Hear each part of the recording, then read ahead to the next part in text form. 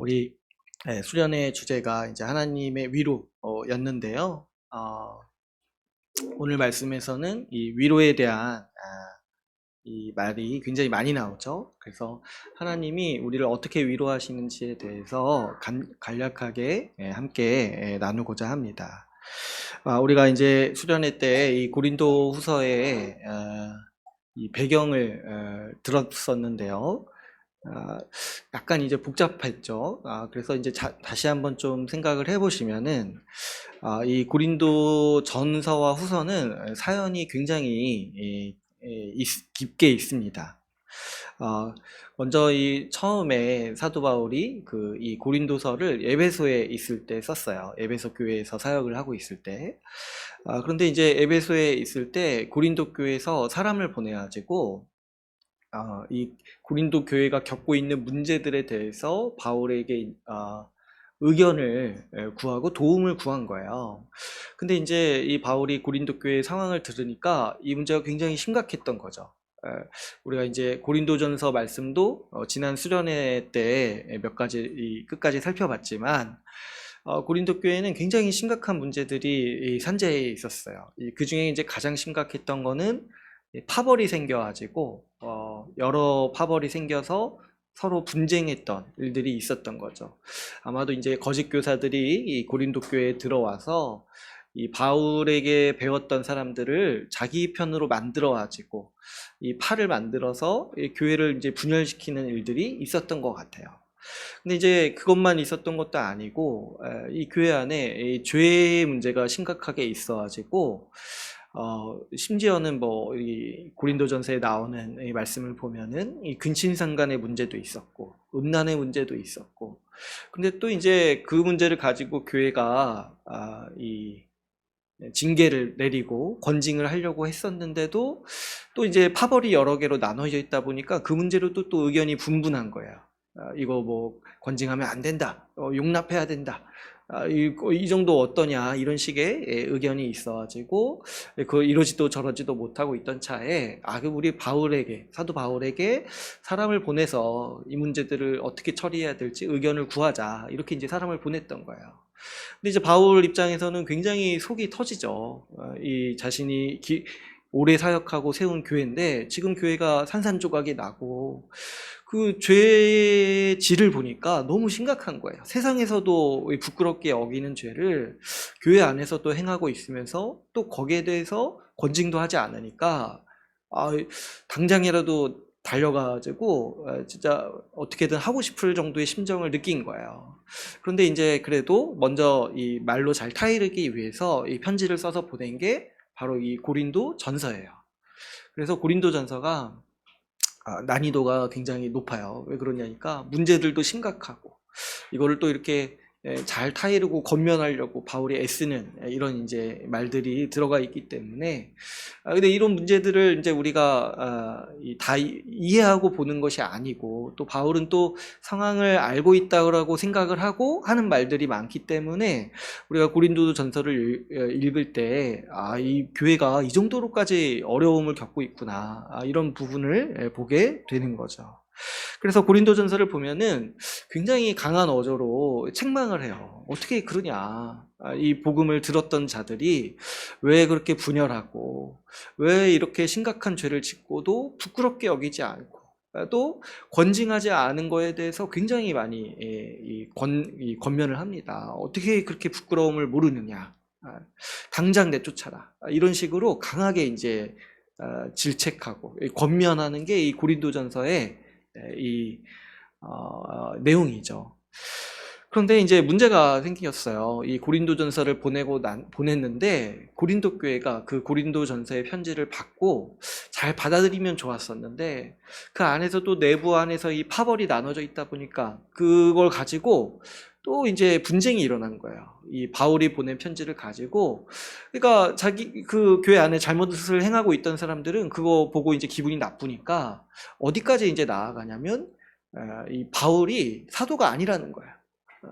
바울이 우리에게 전해준 복음이 참된 복음이 아니고 사도가 아니다 이런 주장까지 나가면서 이 전면적으로 이 교회의 정체성 자체를 부인하는 거예요.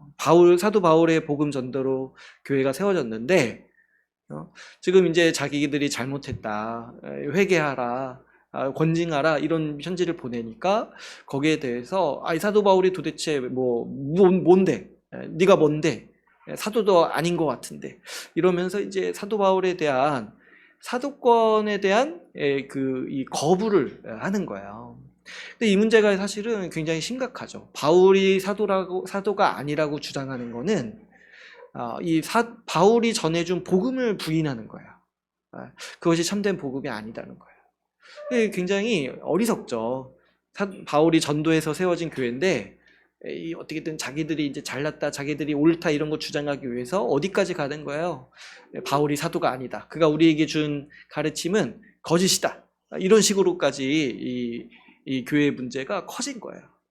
그러니까 아주 교회 전체가 원래는 이제 파벌로 나눠져 있어서 산산조각이 나 있었는데 이제 이 바울의 사도권까지 부인함으로써 아주 교회 전체가 무너지는 그런 이제 무너지기 직전의 이 상황까지 고린도 교회가 간 거죠. 그래서 우리 정은모 목사님이 이제 목요일에 얘기하실 때 고린도 교회 같은 교회 가려고 물어보면은 사역자들이 안 간다고 했죠. 뭐 혀 깨물고 죽지 이런 표현까지 쓰셨는데, 그러니까 이제 굉장히 사실은 이게 지금 수준이 교회라고 말하기가 어려울 정도로 지금 이제 너무 심각한 수준까지 이 교회가 어려운 상황 가운데 있는 것이죠. 그럴 때 이제 사도 바울은 그 에베소에서 그 소식을 듣고 이제 너무 마음이 힘든 거예요. 이걸 어떻게 감당하겠습니까? 지금 교회 전체가 자기를 욕하고 비난하는 것도 사실 견디기 힘든데 그 교회 전체가 지금 무너질고 이 전해준 복음에서 떠날 위기에 처해 있는 것을 보고 이제 사도 바울이 이제 너무 마음이 힘든 거죠. 그래서 이제 편지를 하나 또 써서 보냅니다. 그래서 근데 이 편지는 지금 기록이 전해지지 않아요. 근데 사도 바울이 이 고린도후서에서 그 편지를 뭐라고 부르냐면은 눈물로 쓴 편지라고 해요. 눈물로 쓴 편지. 그러니까 사도 바울 입장에서 그냥 통탄할 일인 거죠. 이 교회 전체가 복음에서 떠난, 자신이 복음을 전해가지고 세워진 교회가 교회 전체가 복음에서 떠날 위기에 처했으니까 이 사도 바울이 눈물로써 편지를 썼다는 거예요. 이 마음을 돌이키고 회개하라고 그 마음을 담아서 이 편지를 자기의 이 동역자인 디도라는 사람, 디도의 편에 이 고린도 교회로 보냅니다. 그래서 우리가 이제 지도를 한번 보시면 좋은데 에베소는 약간 지금으로 하면은 소아시아 지역, 터키 쪽인가요? 터키에서부터 좀 오른쪽에 있고 고린도 지역은 어디냐면 지금 그리스 지역이에요. 그러니까 거리가 상당히 멀죠. 그러니까 배를 타고 이 한국까지 이 에베소에서 가려면 에베소가 터키네요, 지금에. 제가 지금 생각났어요. 아무튼 그 지역에서 한국까지 가가지고 배를 타고 그리스 지역 고린도까지 가는 거예요. 그러니까 굉장히 먼 거리죠. 그러니까 이게 오늘 같으면은 이제 편지도 금방 가고 전화로 하고 뭐를 이렇게 보내고 나면은 거기에 대한 반응을 바로바로 볼 수 있잖아요. 근데 이때는 진짜 너무 이게 속이 타는 거예요. 이 심각한 문제를 듣고 눈물로 편지를 써서 보내는데 편지가 도착하기까지도 몇 달이 걸리고 그 교회가 그 편지에 대해서 어떻게 반응할 건지에 듣는 기간도 또 몇 달이 걸리는 거예요.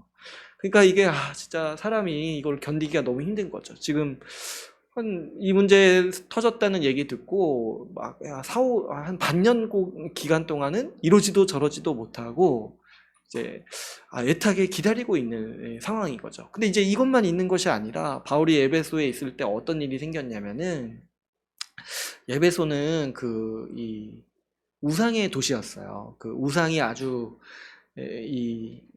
번성하는 우상으로 산업이 번성하는 도시였어요. 그러니까 이제 어떤 얘기냐면 우상을 사람들이 많이 섬기기 때문에 그 우상을 만들고 유통하는 산업이 번성했던 도시였던 거예요. 그래서 아테네 여신을 이제 많이 섬겼다고 하는데, 그래서 이제 아예 우상을 섬기는 산업이 있는 거예요. 그 우상을 제조하는 업자들.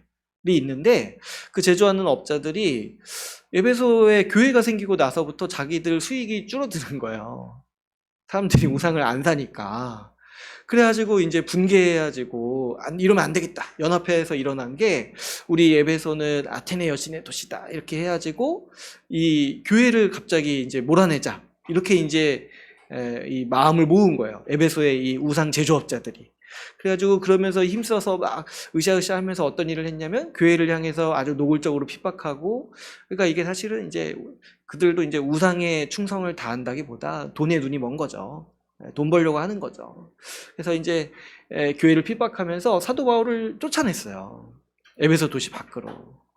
그러니까 지금 이 바울이요, 굉장히 힘든 처지에 있는 거죠. 지금 자신은 디도한테 편지를 보내가지고 고린도 교회에 편지를 보내서 그 상황을 지금 기다리고 있던 차에 지금 자기가 잠시 머물고 있던 그 에베소 교회도 인사도 못하고 이 우상 제조업자들에게 쫓겨가지고 핍박받아서 생명의 위협을 느끼면서 도망가는 그런 처지에 지금 놓이게 된 거였어요. 그래가지고 오늘 우리가 읽지는 않았지만은 이 8절 말씀 한번 보시면은 그때 당시 바울이 이 경험한 심정을 표현한 말씀이 있습니다. 이 8절 9절을 제가 한번 읽어드릴게요. 형제들아, 우리가 아시아에서 당한 환난을 너희가 모르기를 원하지 아니하노니 힘에 겹도록 심한 고난을 당하여 살 소망까지 끊어지고 우리는 우리 자신이 사형 선고를 받은 줄 알았으니 이는 우리로 자기를 의지하지 말고 오직 죽은 자를 다시 살리시는 하나님만 의지하게 하려 하심이라. 지금 바울이 그때 당한 이 고난에 대해서 얘기를 할 때 살 소망이 끊어졌다. 나 정말 죽고 싶었다라고 얘기를 하는 거야. 그러니까 이게 우리가 그 상황을 생각해 보면은 이해할 만하지 않겠습니까? 지금 이제 교회 지금 어디입니까? 이 고린도 교회도 무너질 것 같고 에베소 교회도 지금 핍박을 받아서 걱정이 되는데 자기는 지금 인사도 못하고 지금 생명의 위협을 받아서 쫓겨나 있고 지금 이제 교회 전체가 무너질 것처럼 느껴지는데 또 자기의 이제 생명도 지금 위험하고 이런 상황 가운데 있으면서 이게 진짜 우리가 이제 어제 나눈 말씀에 또 사방에서 우겨쌈을 당한다고 얘기했잖아요. 사방에서 우겨쌈을 당하고 답답한 일을 당하고 이 수준이 장난이 아닌 거예요. 이 고난의 수준이. 그래서 제가 힘들 때 고린도후서 읽으면은 회복된다고 했잖아요. 내 고난이 상대적으로 느껴져요. 진짜 이런 고난을 한번 들으니까 내가 힘들다고 말하면 안 되겠네. 이런 이런 이제 기분이 고린도후서를 읽을 때마다 드는 거죠.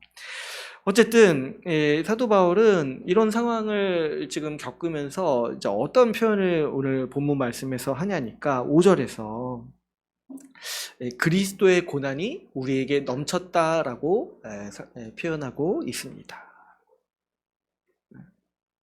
그죠? 지금 이 상황을 제가 비교적 자세히 말씀을 드렸는데 이런 상황을 겪으면 사실 누구라도 제정신을 차릴 수가 없는데 사도 바울이 자신이 겪은 그 고난에 대해서 진단할 때 이거는 단순한 어떤 고난이라기보다는 그리스도의 고난이 우리에게 정말 분에 넘치도록 넘쳤다. 이렇게 이제 표현을 하는 거예요. 에베소에서 핍박을 받아서 쫓겨나고 에베소 교회도 핍박을 받고 있고 고린도 교회도 지금 무너질 것 같아가지고 염려하고 있는데 이 모든 상황을 가리켜서 지금 사도 바울은 지금 내가 그리스도의 고난을 넘치도록 겪고 있다라고 얘기를 하고 있는 거죠.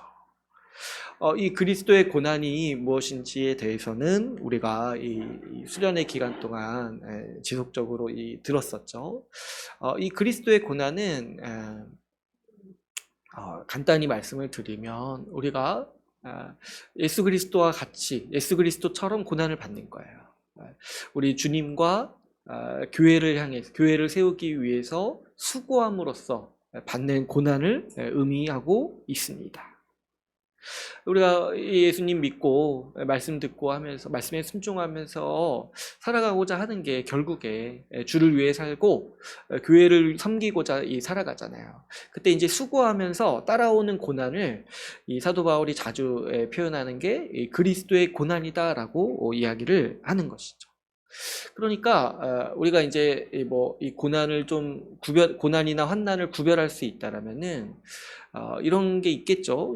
내 상황 때문에, 내 죄 때문에, 그리고 내 잘못 때문에 어쩔 수 없이 받게 되는 고난이 있는가 하면은 이 그리스도의 고난은 사실은 우리가 섬기기 때문에, 우리가 수고하기 때문에 받는 고난인 거예요.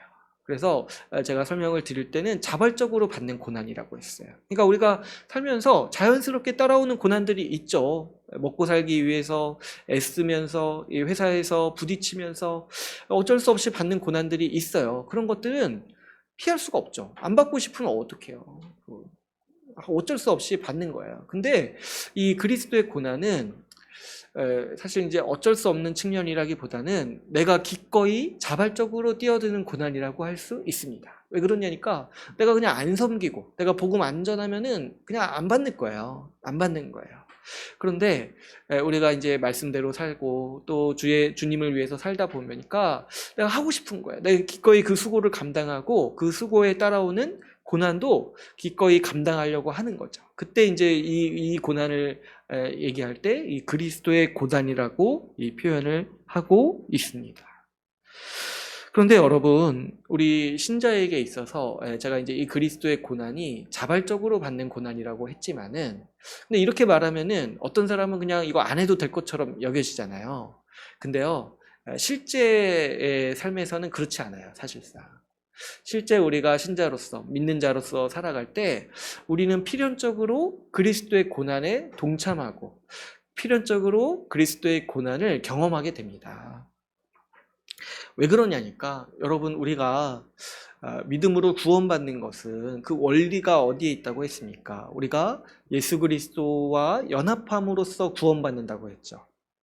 그런데 그래서 우리가 믿음으로 그리스도와 연합하여서 그리스도의 의를 내 것으로 받고 그리스도의 생명을 내 것으로 받는 것이 주님이 우리에게 주시는 구원이요, 구원의 방식이라고 했어요. 우리는 그리스도와 연합해서 그리스도의 모든 것을 받는 자들인 거예요. 그런데 우리 예수님께서 의로우시고 생명을 주시고 그 새 마음을 주시고 성령의 능력을 더하시고 그래서 은사도 더하시고 이 모든 복락을 더하시는데, 근데 그리스도께서 가지고 계신 게 또 하나가 더 있어요. 그게 뭐냐니까 주님이 고난 받으셨다는 거예요. 그래서 우리가 어떤 차원이 있냐니까 예수 그리스도의 의와 능력과 모든 생명을 다 받는데 그리스도께서 고난 받으셨으니까 이 땅에서 사실 때 이 땅에서 고난 받으셨으니까 뭐도 받냐니까 우리 여러분, 그리스도의 고난도 우리가 상속으로 받는다는 거예요. 그래서 여러분, 이 모든 신자는 그리스도와 연합해 있기 때문에 이 그리스도의 영광도 받는데 그리스도의 고난도 함께 상속으로 받는다라고 이 성경은 가르치고 있습니다. 우리 말씀을 한 구절 찾아볼까요? 이 로마서 8장 17절 말씀 한번 찾아보겠습니다. 앞으로 조금만 넘기시면 되겠죠? 로마서 8장 17절 말씀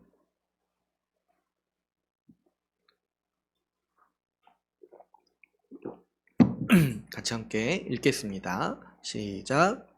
하나님은 또한 상속자, 곧 하나님의 상속자요 그리스도와 함께한 상속자니 우리가 그와 함께 영광을 받기 위하여 고난도 함께 받아야 할 것이니라. 아멘. 이 얘기를 이제 8장 17절에서 얘기를 하는 거죠. 우리가 상속자이기 때문에 영광도 상속으로 받지만 그리스도의 고난도 상속으로 받는다는 거예요. 이게 우리 신자, 그리스도와 연합해서 살아가는 신자의 삶의 모습인 거죠. 그리스도로 말미암아 영광도 누리고 그리스도의 고난에도 동참하는 삶을 살게 되는 것입니다.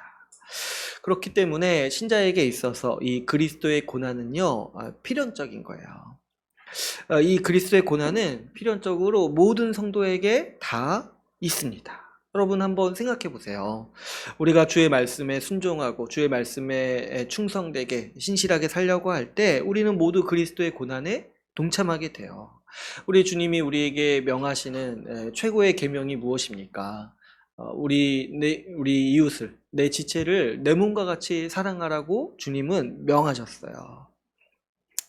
그런데 지체를 내 몸과 같이 사랑할 때 그 지체의 모든 아픔에 동참하게 되고 그 지체를 위한 수고에 동참하게 될 때 그 수고를 감당하면서 우리는 고난에 동참하게 되는 것이죠. 복음으로 지체를 양육하고 돕는 일에 힘씀으로써 또 그 영혼을 살핌으로써 우리는 그리스도의 고난에 동참하게 됩니다. 이 수고 때문에 이 수고를 함으로써 우리가 사실 고난도 받는 거예요. 그래서 반드시 고난이 우리에게는 있습니다. 지금 여러분 사도 바울도 한번 생각해 보세요. 사도 바울도 이 고린도 교회에 복음을 전했어요. 그리고 얼마나 충성되게 전했는지 이 바울은 이 교회에 부담을 주지 않기 위해서 자신이 선교하는 교회에 부담을 주지 않게 하기 위해서 고린도 교회로부터는 사례를 받지 않았어요. 물론 이제 다른 교회, 아주 동역을 같이 하기로 마음을 모은 다른 교회로부터 이제 후원을 받았지만은 고린도 교회로부터 이제 사례를 받지 않고 자기가 일하면서 그래서 이제 그런 표현도 쓰셨죠. 낮에 일하고 밤에 복음 전하고 이렇게 이제 사역을 고되게 했다는 거예요.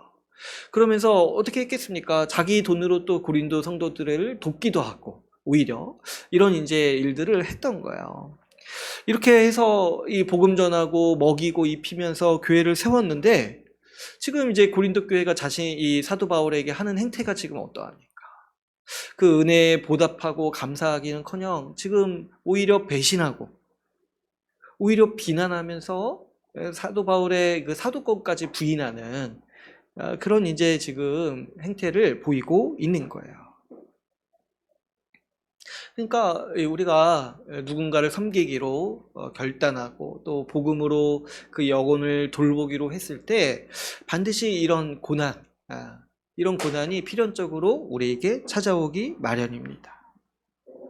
그런데 여러분 한번 생각해 보시면 이러한 고난은 사실 이게 그리스도의 고난이라고 말하는 이유가 뭐냐니까 우리 주님께서 먼저 겪으신 고난이었기 때문입니다. 우리 주님이 먼저 이러한 고난을 겪으셨어요. 우리 주님께서 십자가를 지시기 위한 십자가 앞에 나아가실 때 주님은 숱한 비난과 모욕을 받으셔야 했습니다. 주님이 먹이시고 주님이 은혜 베푸시고 주님이 병 고쳐주시고 주님이 말씀을 가르쳐 주셨던 그 백성들, 그래서 주님을 예수 그리스도를 따랐던 그 백성들에게 주님은 그 십자가의 길에서 숱한 모욕과 비난을 견디셔야만 됐던 거죠. 게다가 이 가장 치명적이었던 것은 뭐냐니까 가장 가까이서 사랑으로 가르치신 그 제자들이 한 명도 빠짐없이 다 배신했던 거예요. 주님이 먼저 우리 예수 그리스도께서 먼저 이러한 고난을 겪으신 거죠. 누군가를 섬기려 할 때 우리는 항상 이런 고난을 경험합니다. 배신당하고 거절당하고 또 비난당하기도 하고 또 무기력하게 그걸 그냥 당하고만 있는 그런 상황에도 가게 되는 것이죠. 우리가 지체를 섬기고 복음으로 섬길 때 우리는 이러한 고난을 상속으로 받습니다. 그렇죠, 여러분. 우리가 선의를 가지고 선희가 아니라 선의를 가지고 복음을 전하고 가르치다 보면은 핍박당할 수 있어요. 우리 바울이 에베소 교회에서 겪은 것처럼 그 죄인은 기본적으로 그 복음의 논리를 싫어해요. 그래서 그 싫은데 또 성경이 기록돼서 반박은 못하니까 그 전하는 사람을 욕하는 거야. 그 자기가 죄인인 거를 인정하는 거를 끔찍히 싫어해요. 죄인은. 그래가지고 그 복음이 그 우리의 중심을 밝히고 그 심령을 밝힐 때 그것을 받아들이는 사람이 있는가 하면 그 망하는 자들에게는 그것이 가려져 있어가지고 반항하고 그 복음을 전한 자들을 핍박하고 욕하고 이런 정도로 나아가기도 하는 것이죠. 게다가 여러분, 우리는 이렇게 보면은 보통은 그냥 이제 일반적인 우리 인간성 때문에, 우리 인간의 죄성 때문에 우리는 보통 베푼 만큼 다시 돌려받지 못해요. 기본적으로 우리 사람이 그렇지 않습니까? 자신이 받은 것은 굉장히 당연한 것으로 여기고 자신이 베푼 것은 크게 여겨요.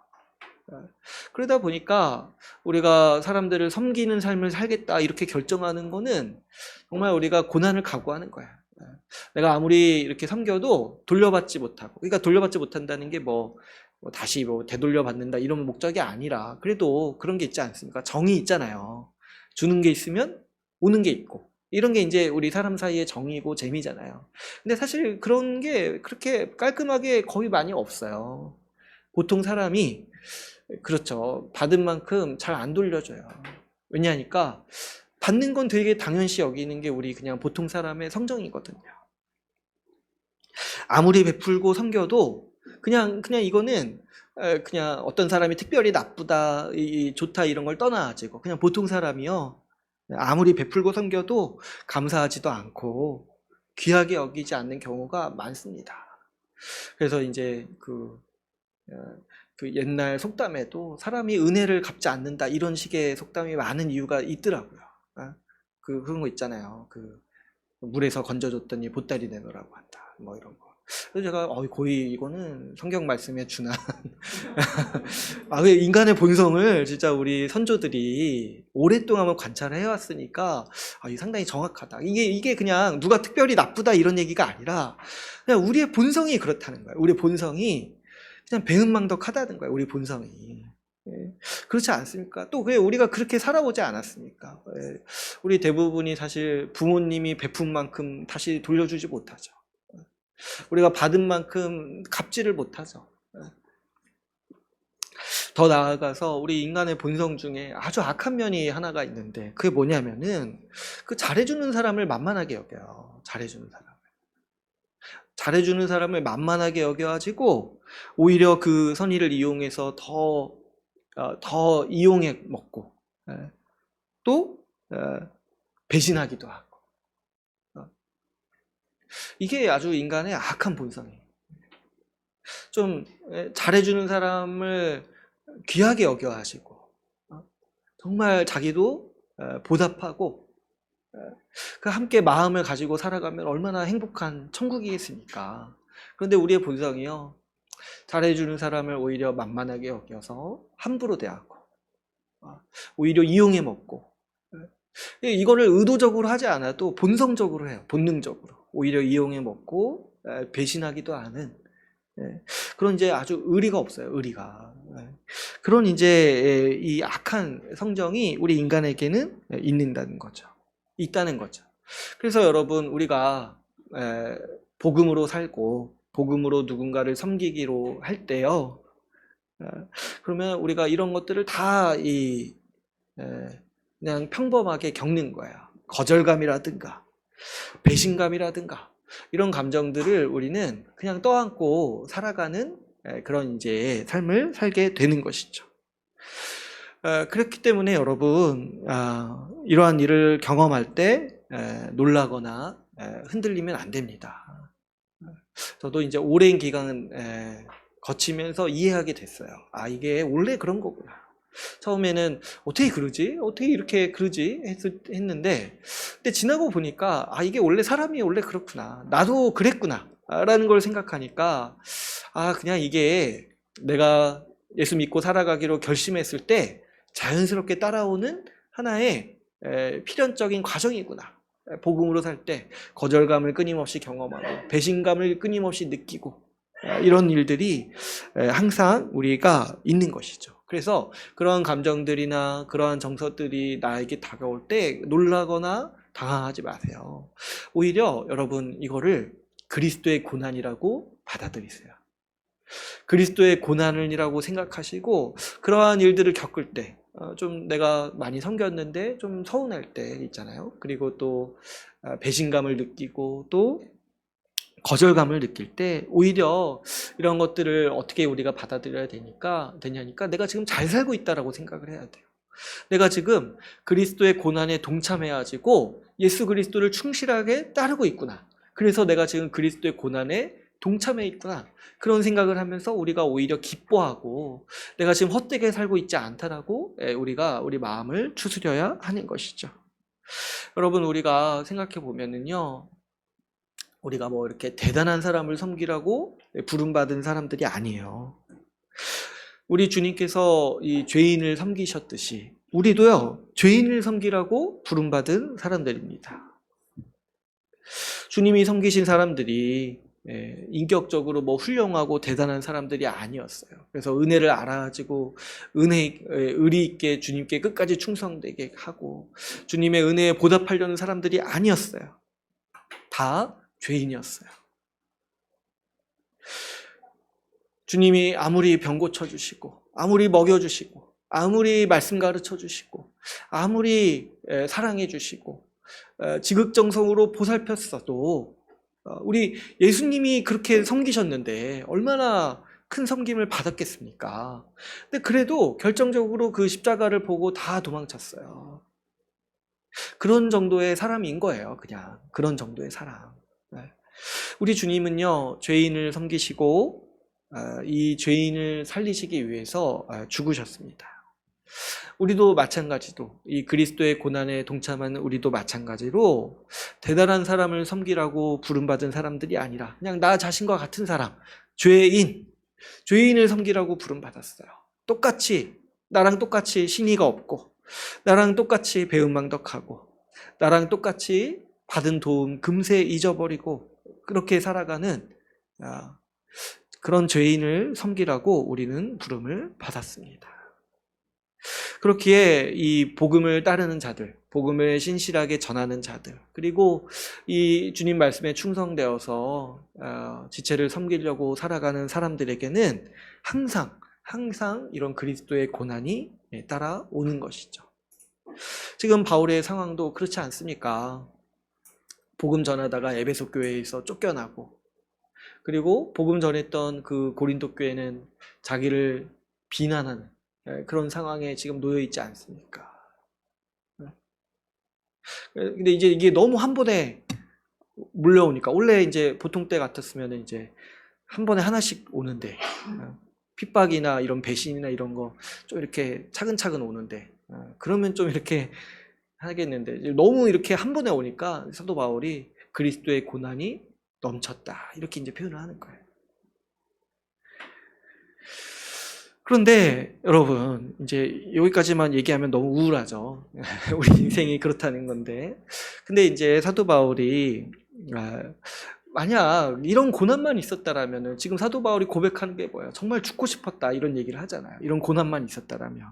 근데 사도 바울이 이걸 견딜 수 있는 이유가 있었다라고 얘기를 해요. 근데 뭐냐니까 하늘의 위로가 있다는 거예요.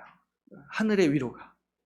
우리 같은 보통 사람도 능히 이 고난을 감당할 수 있는데 우리가 뭐 특별하고 믿음이 더 좋아서 그런다기보다는 그냥 자연스럽게 우리가 능히 이 고난을 버틸 수 있는 이유가 있다는 거예요. 그게 뭐냐면 오늘 본문 말씀처럼 위로가 우리에게 있다는 거야. 위로가. 우리 오늘 본문 말씀의 5절 말씀은 이렇게 말씀하고 있죠. 그리스도의 고난이 우리에게 넘친 것 같이 우리가 받는 위로도 그리스도로 말미암아 넘치는도다. 그러니까 고난이 지금 너무 심해요. 너무 심해서 넘쳤다라고 이렇게 얘기를 하는데 바울이 가만 지나고 나서 생각을 해보니까 주님이 주신 위로도 그만큼 더 넘쳤다는 거야. 그래서 능히 내가 이 시간을 보내올 수 있었다. 능히 하나님을 의지해서 견딜 수 있었다라고 이야기를 하는 거죠. 그러면 여러분 지금 사도 바울이 받은 위로가 뭔지를 한번 우리가 구체적으로 볼 필요가 있어요. 어떤 위로를 받았기에 지금 사도 바울은 지금 앞에서 제가 말씀드렸던 그 어마어마한 그 고난을 지금 지나갔다. 내가 그것을 감수할 수 있었다. 이렇게 얘기를 할 수 있었겠습니까? 먼저 이렇게 사도 바울이 얻은 위로를 그냥 직접적으로 이 본문에 나온 것을 살펴보면은 이 지금 바울의 상황이 있어요. 이 고린도 후서를 쓰게 된 그 아주 직접적인 배경이 있어요. 아까 제가 이제 이 바울이 지금 그 디도한테 고린도로 편지를 보내놓고 지금 그 편지에 어떻게 반응하는지 상황을 듣지 못한 채 에베소에서 쫓겨났다고 했잖아요. 그래서 이제 바울이 이제 갈 데가 없어서 이렇게 피신하다가, 근데 이제 사도 바울이 계속 염두에 뒀던 거는 디도를 다시 만나야 되잖아요. 응? 디도를 다시 만나야 되잖아요. 그래야지 지금 고린도 교회가 어떻게 되는지 알 수가 있잖아요. 그때 뭐 전화가 있어서 뭐 알 수 있는 게 아니잖아요. 근데 이제 문제는 뭐예요? 지금 에베소에서 디도를 다시 만나기로 했는데 쫓겨난 거예요, 에베소에서. 그러면은 이제 여러분 예전에 그 전화기 없었을 때 생각해 보시면 이럴 때 도대체 어떻게 해야 됩니까? 하염없이 어떻게 만날 수가 없잖아요. 그래가지고 이제 사도 바울이 지금 이제 피신해서 먼저 간 것은 이 마게도니아 지역에 먼저 갔다고, 드로아에 먼저 갔다고 해요. 이 2장 12절. 보시면. 근데 이제 드로아에서도 이 복음 전할 기회가 열려가지고 거기서 이제 사역을 할 수 있는 기회를 얻었는데, 근데 이제 사도 바울이 계속 지금 마음이 너무 힘든 거예요. 고린도 교회 상황을 너무 듣고 싶어가지고. 그래서 어떻게 했냐니까, 이 디도를 만나고자 마게도니아로 갔다라고 해요. 그러니까 마게도니아가 항구여가지고 디도가 이제 다시 에베소로 올 때 거쳐야 되는 이제 도시였던 것 같아요. 그래가지고 디도를 빨리 보고 싶어가지고 이 마게도니아로 갔다는 거예요. 그러니까 지금 사도 바울이 이렇게까지 얘기를 하는 거예요. 얼마나 그 마음이 힘들었으면. 그 지금 이 드로아에서 지금 복음 전할 기회가 생겼는데도 지금 그거 지금 할 정신이 없는 거예요. 그래서 빨리 디도를 보고 싶어가지고 항구로 가가지고 이 디도를 만나서 고린도 교회가 어떻게 됐는지 소식을 듣고 싶은 거예요. 그래서 다행히도 이 중간 지점 마게도니아에서 디도를 만났어요. 근데 이제 디도가 어떤 소식을 가져왔냐니까 고린도 교회가 그 눈물의 편지를 받고 회개했다라는 소식을 가져온 거예요. 회개했다. 고린도 교회가 그 자신의 죄를 회개하고 그래서 그 안에서 죄 지은 자들도 권징하고, 그리고 지금 사도 바울을 어서 빨리 보고 싶다. 그 사도 바울의 다시 가르침을 듣고 우리 다시 회개하고 싶다. 이런 이제 이 메시지를 디도 편에서 이렇게 이제 보내온 거예요. 그래서 이 사도 바울이 이제 그 소식을 딱 듣고 큰 위로를 얻은 거예요. 그 어느 정도의 위로라고 하니까 지금 이전에 지금 자기가 당한 그 어려움들, 그 고난들이 하나도 기억나지 않을 정도로 그리스도의 고난이 넘쳤다라고 했는데 지금 지금 바울이 지금 어떤 심정이에요?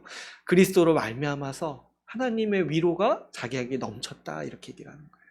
그 문제 많던 그 교회, 자기를 비난하고 공격하던 그 교회가 회개하고 돌아오는 그 경험을 하고 나니까 큰 위로를 경험했다. 지금 이제 사도 바울이 그런 이제 고백을 하고 있는 거죠. 그래서 그 소식을 듣고 쓴 이 편지가 바로 이 고린도 후서입니다. 그래가지고 1장에 위로에 대한 말이 그렇게 많이 나오는 거야. 큰 위로를 받았다. 큰 위로를 받았다. 바울은 이 고린도 교회가 회개했다는 소식을 듣고 이 하늘이 주는 위로를 누렸습니다. 왜 이것도 그리스도로 말미암은 위로라고 얘기를 합니까? 지금 이거는요, 사람이 어떻게 할 수 없는 고난이 아닌 거예요. 사람이 어떻게 할 수 있는 상황이 아닌 거예요. 사도 바울이 눈물로 호소하는 편지를 보냈지만 사실 그게 뭔 그렇게 큰 힘이 있습니까? 그냥 말뿐이잖아요. 말뿐이잖아요. 사실 너무 무기력한 거예요. 말로 이렇게 설득하고 이렇게 타이르는데 그것밖에 할 수 있는 게 없는 거예요. 근데 그 사람의 마음이 움직이고, 지금 이제 한두 사람도 아니고 이 전체 교회가 지금 다 사도 바울을 비난하는 그런 상황에서 그거 돌이키는 게 이 편지 하나 보냈다고 될 일이 사실 아닌 거죠. 근데 사도 바울이 직감하는 게 뭐였냐니까, 주님이 일하셨구나.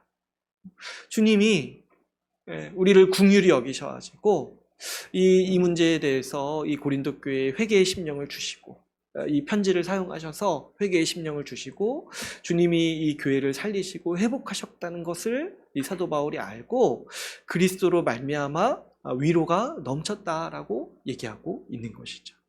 지금 이거는 진짜 이건 뭐 어떻게 할 수가 없는 상황인 거야. 뭐 아무리 뭘 해도 이게 뭐 이렇게 돌이킬 수도 없고 이미 너무 선을 많이 넘어가지고 회복하기가 이제 어려운 그런 상황이었는데 지금 이제 이 하나님의 기적적인 일하심으로 말미암아서 지금 교회 전체가 회복되고 이 사도 바울과 이 교회의 관계도 회복되는 그런 일들이 일어나게 된 것이죠. 그래서 이 사도 바울이 받은 위로가 무엇이냐니까 이거예요. 이 교회가 회복되는 모습, 교회가 모든 어려움 속에서도 강건하게 서 있는 모습을 보게 되는 거예요. 이 고린도 교회가 회개해서 굳건히 서 있는 모습을 사도 바울이 봤어요. 그리고 그 에베소에서도 쫓겨났다고 했잖아요. 인사도 못하고. 근데 이제 이 에베소 교회는 아주 굳건하게 서 있었어요. 그 뒤로부터도. 그래서 이제 사도 바울이 나중에 이제 사역 후반기에 돌아갈 때도 에베소 교회는 장로들을 보내가지고 사도 바울을 극진히 환송하고 이런 이제 교회였어요. 그러니까 그 핍박이 있었음에도 이 에베소 교회는 끝까지 잘 버텼던 거죠.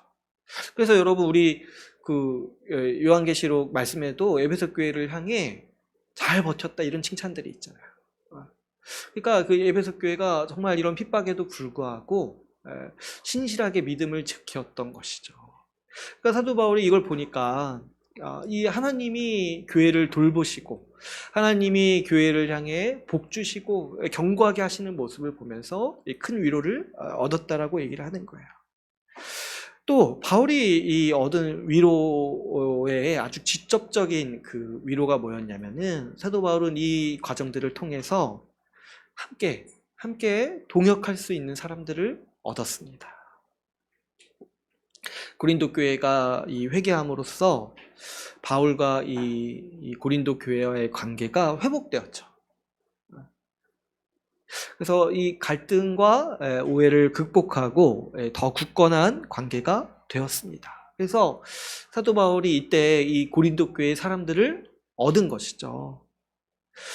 이 고린도 교회가 완전히 마음이 돌아서가지고 이제 그 자신들이 잘못했던 그 죄에 대해서 완전히 떠나고 그래서 완전히 마음을 돌이켜가지고 그래서 어디까지 나아가냐니까 같은 마음을 가지고 사도 바울과 같은 마음을 가지고 함께 주를 위해 살아가는 동역자로서 살아갈 마음까지도 이 고린도 교회가 얻은 거예요. 실제로 이런 일이 지나고 난 이후에 이 고린도 교회는 사도 바울의 사역에 동참하고 아주 힘있게 돕는 교회가 됩니다. 그래서 이제 사도 바울이 이제 이방에서 헌금을 모금해서 예루살렘에 이제 전달하려고 하는 사역을 중요하게 생각하고 있었는데 이 고린도 교회가 거기에 이제 힘을 실어가지고 많이 헌금을 하고 그래서 그 전체 교회를 돕는 일들을 이 고린도 교회가 감당하게 되는 거죠. 이게 사도 바울이 받은 큰 위로인 거예요. 사람을 얻은 거. 같이 함께 마음을 가지고 같은 마음을 품고 주를 위해 함께 동역할 사람들. 같이 의지하고 더 신뢰하고 더 깊이 사랑할 사람들을 얻은 것이 바로 이 바울이 지금 위로받았다고 하는 아주 그 직접적인 요인인 것이죠. 물론 이제 성경에서 여러 가지 우리가 얻는 위로에 대해서 말하고 있습니다. 그리스도의 고난을 끌어안을 때. 우리가 그리스도의 고난을 끌어안을 때요, 여러분, 우리는 그리스도를 더 붙잡게 됩니다. 그래서 그리스도와 더 깊이 동행하는 차원이 어디에 있냐니까 그리스도의 고난에 동참하는 데 있어요. 그래서 우리가 그리스도의 고난에 동참할 때 큰 위로를 누리는 측면이 어떤 게 있냐니까 우리 예수 그리스도와 동행하게 돼요. 그래서 그리스도와 더 깊은 교제를 누리는 수준에 들어가게 되는 것이죠. 그리고 제가 언제 한번 좀 힘들었던 때가 있었는데 가만 생각해 보니까 이런 거예요. 주님이 받으신 고난을 나도 똑같이 받고 있는 거예요. 그래가지고 제가 그때 들은 마음이 어떤 거였냐면 기쁨이 찾아오는 거예요. 내가 진짜 그리스도와 동행하고 있구나. 진짜 주님이 나랑 같이 있구나. 너무 가까이 있어가지고 고난도 내가 느끼고 있구나. 이런 이제 생각이 들면서 주님이 진짜 나랑 가까이 계시구나, 이런 위로를 누리게 됐던 경험이 있습니다. 그러니까 그때 저도 이제 새로운 차원을 알게 되는 거죠. 우리 그리스도와의 교제가 더 깊어질 때 우리는 그리스도의 고난에 가까이 가게 되면서 그리스도와의 교제가 더 깊은 차원으로 들어가게 되는 거예요. 우리 옛날 그 찬양에도 있는데, 그 아주 옛날 찬양 중에 하나님께로 더 가까이 갑니다. 근데 하나님이 어디 계시냐니까 하필 고통 가운데 계세요. 그래서 하나님께로 더 가까이 갈수록 우리는 그 그리스도의 고난, 하나님의 근심하시는 바를 더 이해하게 되고 그것을 끌어안게 되는 거예요. 여러분, 우리도 인간관계도 그렇지 않아요? 우리 인간관계도 정말 친밀한 관계는 고통을 함께 나누는 관계예요. 피상적인 관계는 같이 노는 관계인 거고, 놀고 끝나는 관계인 거고, 정말 깊이 있고, 정말 우리 마음을 나눌 수 있는 관계는 뭐냐면 고통을 함께 나눌 수 있는 관계가 우리 인간관계에서 진짜 관계인 거죠. 우리 하나님과의 관계도 마찬가지예요. 여러분, 우리 주님의 근심이 뭐겠습니까? 결국에 우리 교회를 향해서 근심하시고 우리 지체를 향해서 근심하시는 게 우리 주님의 지금도 남아있는 고통이지 않겠습니까? 그러니까 우리가 주님과 더 깊이 교제하고 주님께 나아갈수록 우리는 그러한 주님의 고통과 주님의 근심에 참여하게 되는 것이죠. 그러면서 우리는 우리 주님을 더 가까이 하게 되고 우리 주님과의 교제가 더 깊어지는 차원을 경험하게 되는 것이죠. 그래서 우리가 이 고난을 능히 감당할 수 있는 거예요. 주님과 더 가까워지니까. 또 여러분, 그리스도의 고난을 끌어안을 때 우리가 받는 또 위로 중에 하나는 우리가 더 잘하는 거야. 우리가 더 성숙해지고 더 잘하는 거야. 그리스도의 고난은 결국에 그리스도의 섬김에 동참하는 거라고 했잖아요. 그러니까 그리스도처럼 섬기면서 우리 자신이 잘하게 되는 거예요. 우리 인격이 성장하고 우리의 삶이 더 이렇게 깊어지고 우리의 생각이 더 잘하는 거예요. 믿음이 자라고 우리의 사랑이 자라는 모습을 우리가 보게 되는 거예요. 그리스도의 고난에 동참하면서. 그러니까 우리가 이 많은 위로들이 있습니다. 그런데 말씀을 묵상하면서 생각해 보건대 우리 주님께서 그리스도의 고난에 동참하는 자에게 주시는 가장 큰 위로가 뭐냐니까, 오늘 본문 말씀에 사도 바울이 고백하는 것처럼 함께할 사람을 얻는다는 거야. 마음을 함께하고 같이 함께 살아갈 사람을 얻는 은혜가 있습니다. 복음으로 사랑하고 섬겼을 때 우리는 분명 상처받기도 하고 배신당하기도 하고 거절당하기도 합니다. 그런데요, 이 복음의 능력이 있어가지고 어떤 사람은 이걸 아는 거예요. 어떤 사람은 이 사랑과 섬김이 얼마나 귀한지를 아는 거예요. 그래가지고 복음으로 말미암아서 그 새 마음과 새로운 성정으로 살아나가지고 어떤 삶을 또 살게 되냐니까, 그 받은 사랑에 보답하고 그 받은 사랑에 감사하고 자기도 섬기는 자로서 살아가는 일들이 일어나게 되는 것이죠. 내가 섬겼던 그 사람도 나와 같이 그리스도의 고난에 동참하는 사람으로 변화해 가는 거예요. 그래서 그 사람도 나와 같은 마음으로 같은 목표를 가지고 살아가는 사람이 되는 거죠. 우리가 그런 사람을 뭐라고 표현합니까? 동역자라고 표현하죠. 함께 살아갈 동역자를 얻는 것이 우리 주님께서 그리스도의 고난에 동참하는 자에게 이 땅에서 주시는 가장 큰 위로라고 저는 생각합니다. 여러분, 이것이 얼마나 큰 복인지 우리가 볼 수 있죠. 같은 마음을 가지고 같은 목적을 가지고 함께 동역하는 관계가 있다는 것, 이게요 우리 삶의 큰 축복입니다. 한번 생각해 보세요, 여러분. 우리가 인간관계라는 게 참 유지하기도 쉽지 않고 참 우리가 이제 나이를 먹어가면서 점점 더 좁아지고 점점 더 피상적으로 변해가는 것 같아요. 그래서 이제 최근에도 어디서 제가 읽었는데 요즘 사람들이 선호하는 인간관계는 그냥 이렇게 자기 최소한의 인간관계만 누리고 싶어 한다는 거예요. 최소한의 인간관계.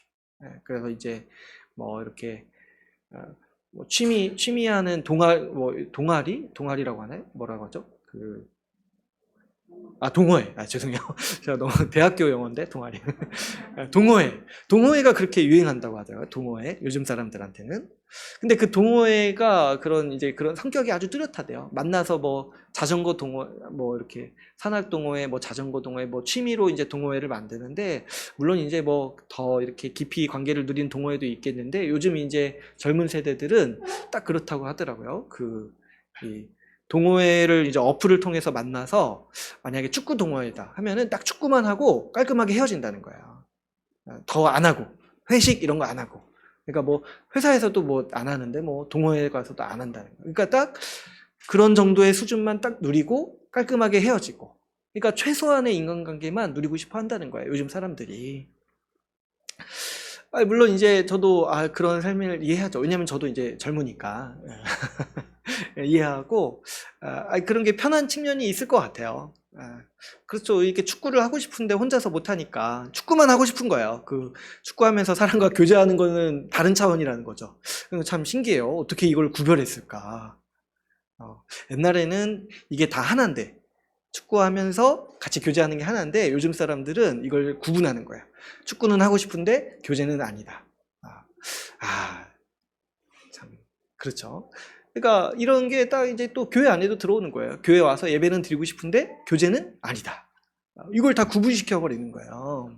이게 이제 우리 시대의 특징인 거예요. 이걸 다 세세하게 구분시켜서 취할 것은 취하고 버릴 것은 버리는 거죠. 그러니까 이제 최소한의 인간관계만 누리면서 살아갈 때 참 그렇지 않아도 참 그렇게 일부러 살지 않아도 제가 보니까 우리가 이제 우리 생애 주기를 지내다 보면은 그냥 자연스럽게 인간관계는 최소로 줄어들게 되는 것 같아요. 최소로. 그렇지 않습니까? 뭐 이렇게 우리가 이제 또 일하느라 바쁘면 옛날 친구들 볼 시간도 없어지고 또 아기 낳고 키우다 보면은 그나마 있던 관계들도 다 끊어지고 그래서 뭐 갈수록 우리는 관계가 계속 좁아져 가고 굉장히 피상적인 관계만 이제 남는 거예요. 나중에 갈수록.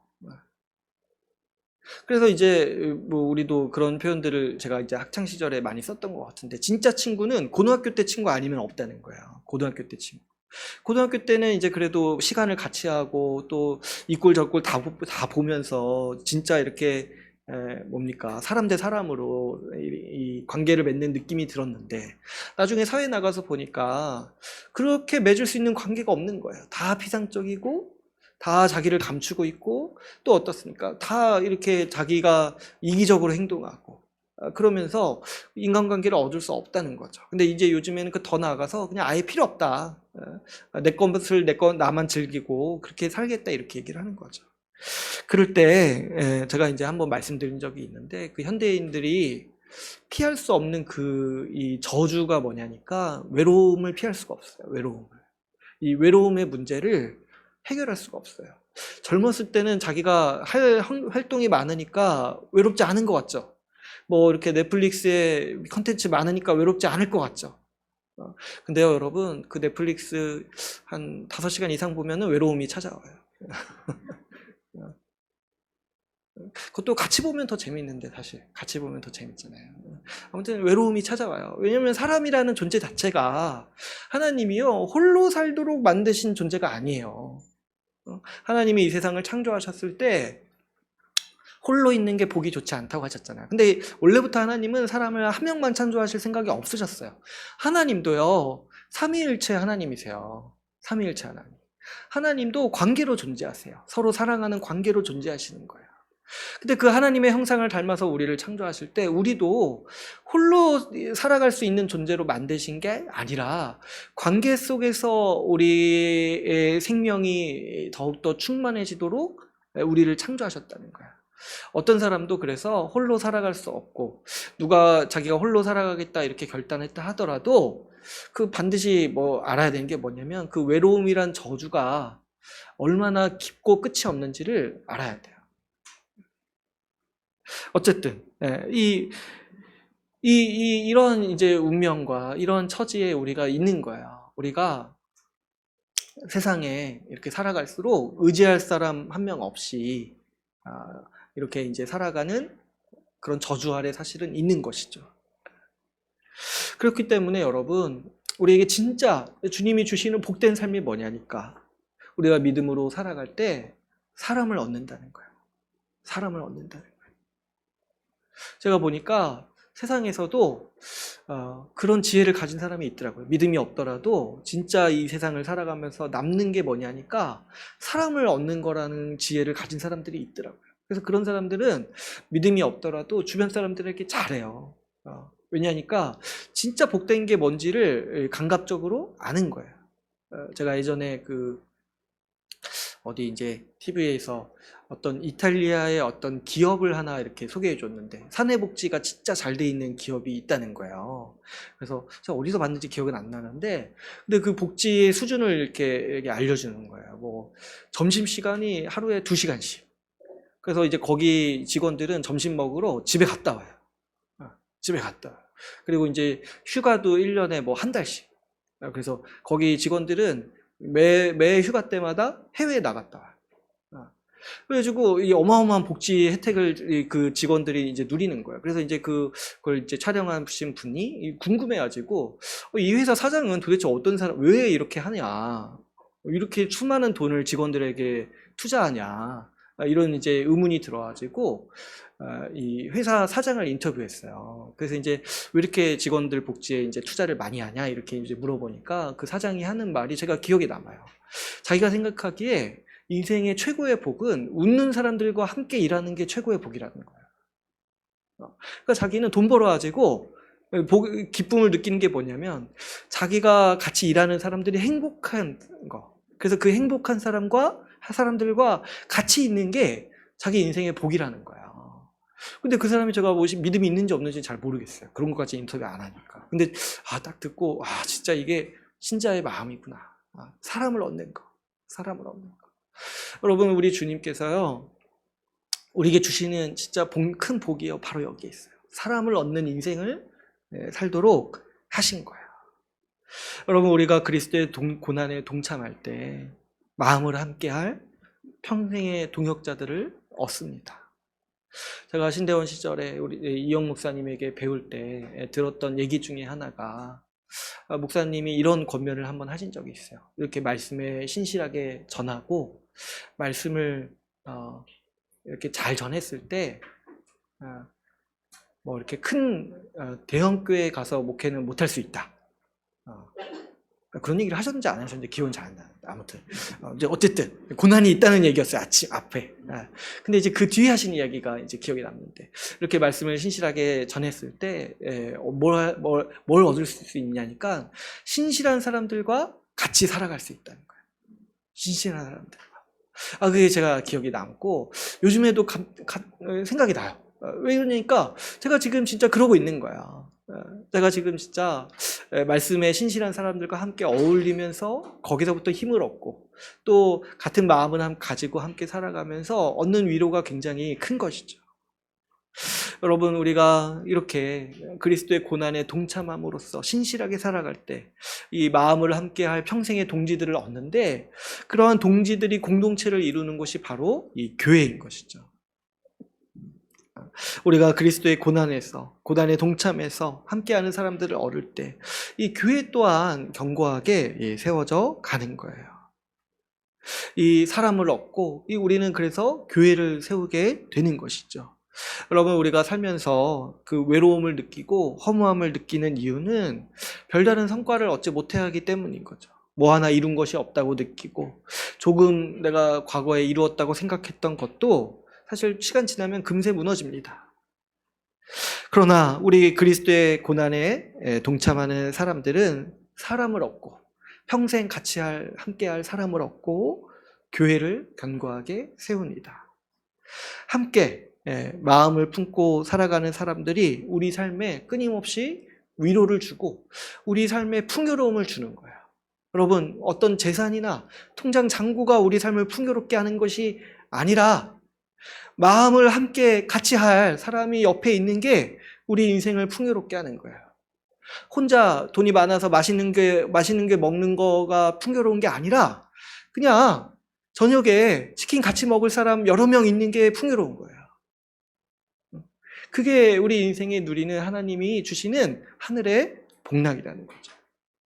왜 이게 우리의 삶에 안정감을 주고 위로를 주냐니까 이러한 것들을 경험할 때 우리 가운데 오는 정서가 있어요. 그게 뭐냐니까 내가 헛되게 살지 않았구나.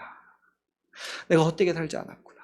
만약에 그렇지 않았다면 내가 진짜 이기적으로 살고 아무도 돌보지 않고 살았다면은 정말 그 인생의 후반부에 이르렀을 때 그런 걸 느낄 거예요. 힘들 때 연락할 사람 한 명 없는 거. 그때 이제 그 인생의 큰 회의가 찾아오는 거야. 내가 헛되게 살았구나. 그래서 그때 가서 좀 뭔가 해보려고 해도 많이 늦었죠. 그래서 여러분 우리가 지금 말씀 들으면서 그리스도의 고난에 동참하도록 하신 인생이 얼마나 복된 인생으로 우리에게 주셨는지를 알고 살아가야 됩니다. 그러므로 여러분 우리 함께 그리스도의 고난에 기꺼이 동참하며 살아갑시다. 이거는 뭐 믿음이 좋아서 하는 것도 아니고 주님이 누구나 할 수 있도록 인도하시고 우리를 부르시는 길입니다. 지체를 돕고 사랑하고 먼저 다가가서 우리는 교제하기에 힘씁시다.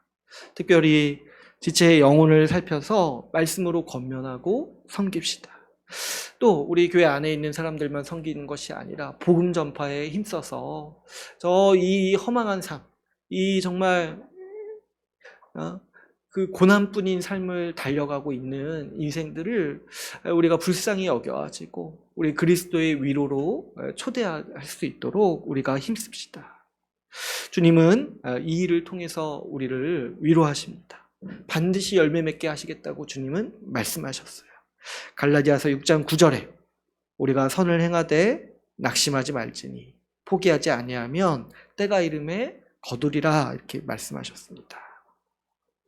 고난이라는 것이 힘들고 고되어서 그냥 그렇게만 얘기하면은 피하고 싶다, 나랑 관련이 없고 싶다 이런 생각이 들지만은 오늘 말씀은 여러분 이 고난의 이 믿음의 차원을 우리에게 보여줍니다. 주님이 반드시 열매를 주신다라는 약속을 주셨기 때문에 이 그리스도의 고난에 동참하는 삶은요 바로 우리가 열매를 맺기 위한 수고라는 거예요. 지금 고난받는 사람이, 지금 고난에 동참하는 사람이 위로도 얻을 수 있는 거예요. 지금 위로만 필요한 사람은 나중에 고통뿐인 거예요. 우리 이 말씀을 잘 새겨서 우리 23년을 같이 함께 세워가 봅시다. 이제 오늘 말씀을 맺겠습니다. 여러분, 우리 그리스도의 고난에 동참하는 자가 그리스도의 위로를 받습니다. 이 수고하는 자가 열매를 맺듯이 사랑하고 섬기는 사람이 고난도 받지만 결국에 뭘 얻었습니까? 사람을 얻는 것이죠. 하나님이 이렇게 정하신 질서와 우리에게 주시는 은혜와 이 약속을 믿고 기꺼이 그리스도의 고난에 동참하는 23년 되시기를 바랍니다. 함께 동역하는 사람을 얻고 견고히 세워져가는 교회를 봄으로써 하늘의 위로를 누리는 우리 주의 나라 교회 되기를 간절히 소망합니다. 오늘 말씀을 마치고 같이 기도하는 시간을 갖도록 하겠습니다.